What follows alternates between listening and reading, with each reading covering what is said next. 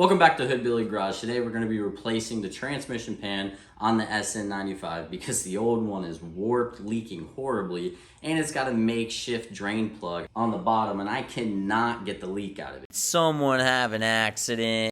So we're just going to replace it. But first, let me show you the leak real quick. Here's the old transmission pan with the makeshift drain plug that will not stop leaking. And then the front of the oil pan's bent. We're rolling. Ready? And the front of the transmission pan is just bent too bad. So we're just gonna replace it. And I'll be swapping the old one out with an updated transmission pan from Dorman. And this one comes with a drain plug at the bottom and a little place so that all the fluid will flow to the bottom and come out when you're ready to drain it. And it's got a sick little logo. And I know not all of you are gonna have a makeshift drain plug at the bottom of your transmission, so I'm gonna show you how to drain the fluid without making a gigantic mess of things. And you always start by getting the biggest pan you can find, sliding it under there. Kind of a hard video to do because we don't have a big old fancy lift.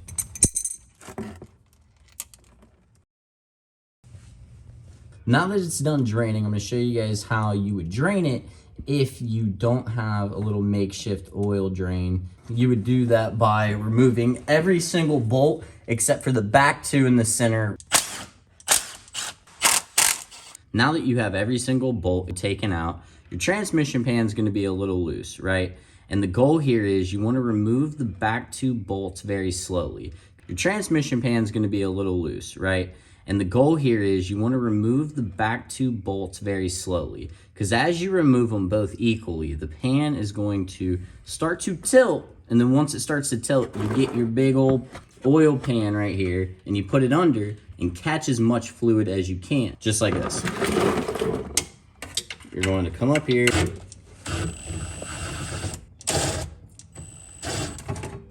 Now that we're down to the last bolt, it will slowly come down. Put your hand right here to guide it.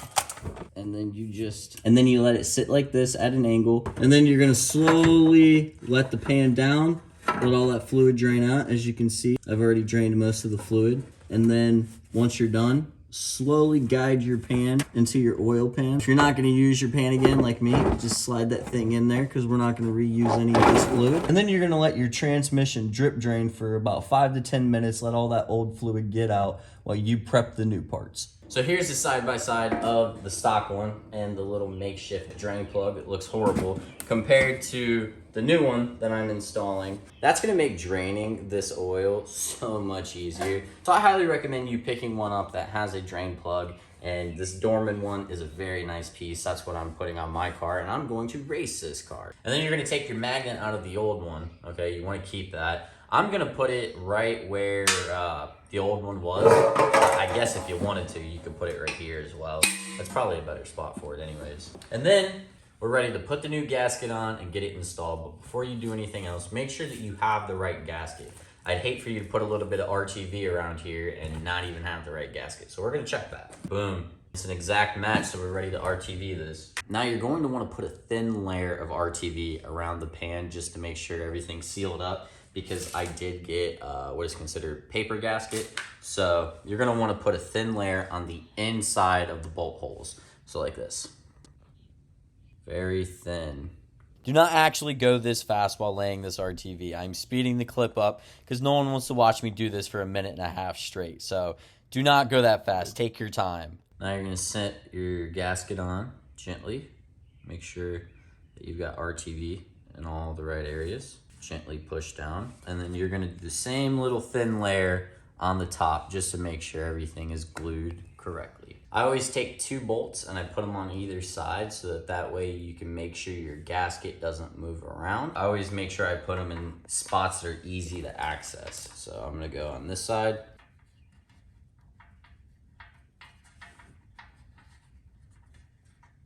And then you want to make sure that you clean your surfaces. Preferably, you want to spray some brake clean on your rag and wipe it down. And then gently guide your pan back in place. And then get your 2 bolts started. you gotta let the RTV dry for about a half hour to an hour before putting fluid back in it. This thing's gonna take about, I think it's 12 to 13 quarts. So I always put half in, and then you fire the car up, you put it in neutral, and add the rest while the car is running. So we're gonna wait for that to dry and fill it on up.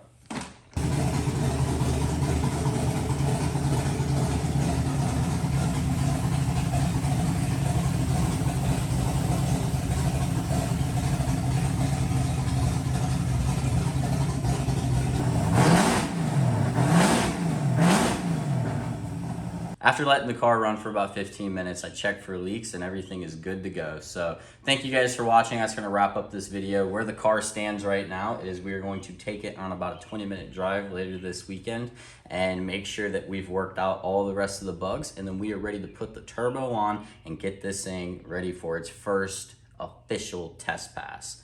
So thank you guys for watching. We've got tons of videos yet to come.